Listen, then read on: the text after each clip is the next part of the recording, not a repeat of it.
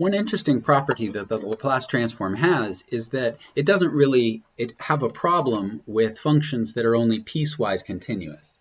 So remember, a piecewise continuous function is a function that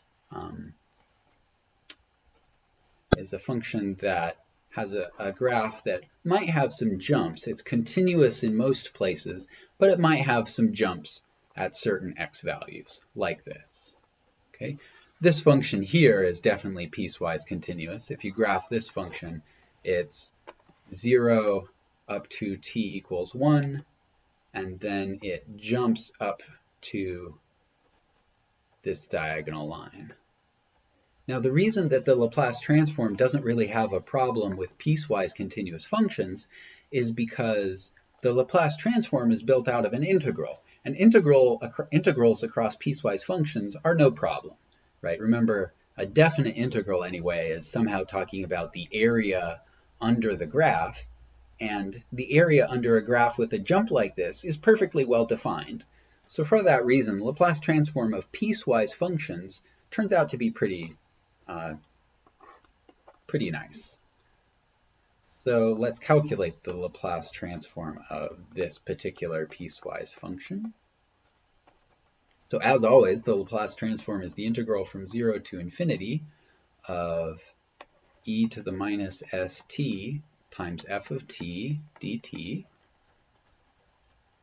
But f of t changes character at t equals 1, right? That's when we switch from one case to the other. So one nice way to handle a piecewise function with an integral is break the integral up wherever the function changes character. So this is the integral from 0 to 1 of e to the minus st f of t plus the integral from 1 to infinity of e to the minus st ft. So the advantage of writing it this way is that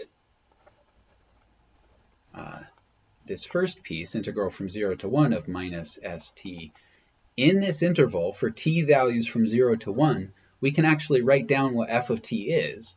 For t values from 0 to 1, f of t is just 0. I've left off my dt here.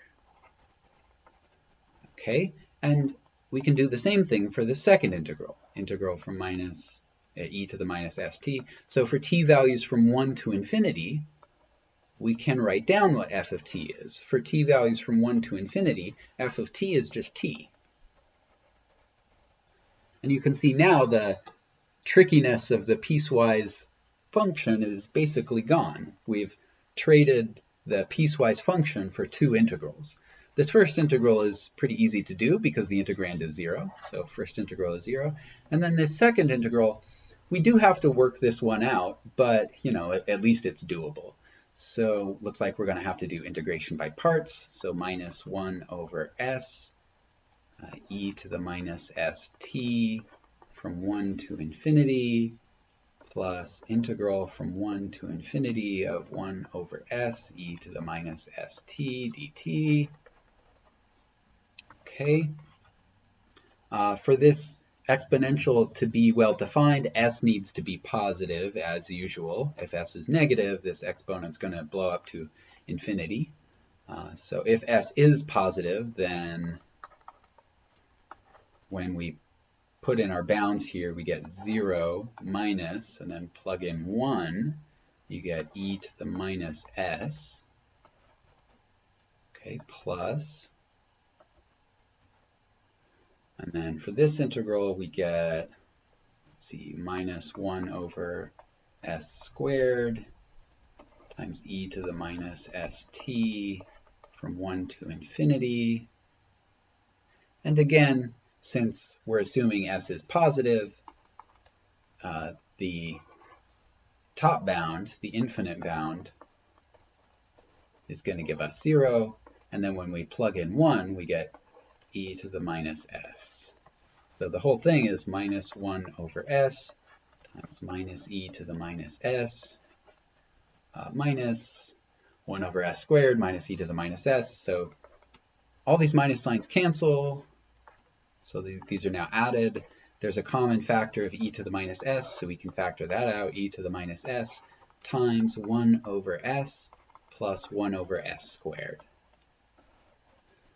So we were able to calculate the Laplace transform of a piecewise function just by breaking up the integral wherever we switched from one piece to another.